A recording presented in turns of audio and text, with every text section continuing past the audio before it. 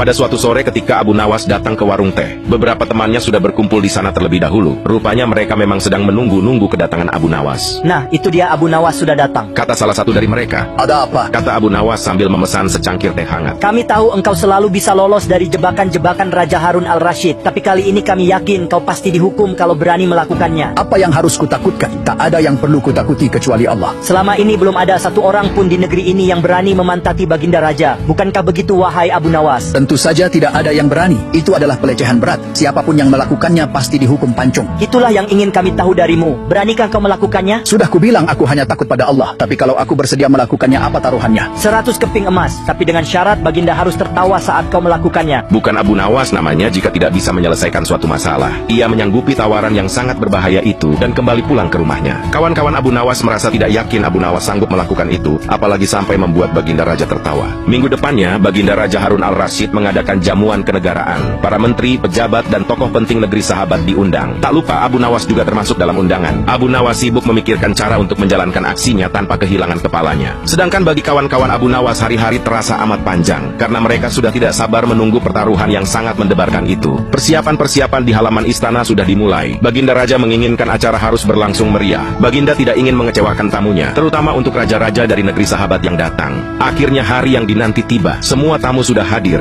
kecuali Abu Nawas. Teman-temannya yang memperhatikan dari jauh tampak kecewa. Tapi ternyata mereka salah. Abu Nawas datang, hanya saja terlambat, sehingga ia duduk paling belakang. Acara berlangsung khidmat. Beberapa tokoh penting menyampaikan pidato. Lalu giliran Baginda Harun al-Rasyid berbicara di depan para tamu menyampaikan pidatonya. Setelah menyampaikan pidato, Baginda melihat Abu Nawas duduk sendirian di tempat yang tidak ada karpetnya. Baginda heran dan bertanya, Wahai Abu Nawas, kenapa engkau tidak duduk di atas karpet? Paduka yang mulia, hamba haturkan terima kasih atas perhatian Baginda. Hamba sudah merasa bahagia duduk di sini. Wahai Abu Nawas, majulah dan duduklah di atas karpet, nanti pakaianmu kotor. Ampun tuanku, sebenarnya hamba memang sudah duduk di atas karpet. Baginda bingung mendengar pengakuan Abu Nawas, karena Baginda melihat sendiri Abu Nawas duduk tidak di atas karpet. Karpet yang mana maksudmu, wahai Abu Nawas? Karpet hamba sendiri, tuanku yang mulia. Sekarang hamba selalu membawa karpet kemanapun pergi. Tapi sejak tadi aku belum melihat karpet yang kau bawa. Baiklah Baginda yang mulia, kalau memang ingin tahu, maka dengan senang hati hamba akan menunjukkan kepada Paduka yang mulia. Abu Nawas pun berjalan pelan ke depan. Sesampainya cukup dekat dengan Baginda, Abu Nawas berdiri kemudian menungging menunjukkan potongan karpet yang ditempelkan di bagian pantatnya. Abu Nawas kini seolah-olah memantati Baginda Raja Harun al-Rasyid. Melihat ada sepotong karpet menempel di pantat Abu Nawas, Baginda Raja tak bisa membendung tawa sehingga beliau tertawa terbahak-bahak diikuti oleh para tamu yang datang. Kawan-kawan Abu Nawas yang menyaksikan kejadian itu merasa kagum. Mereka harus rela melepas 100 keping uang emas untuk Abu Nawas.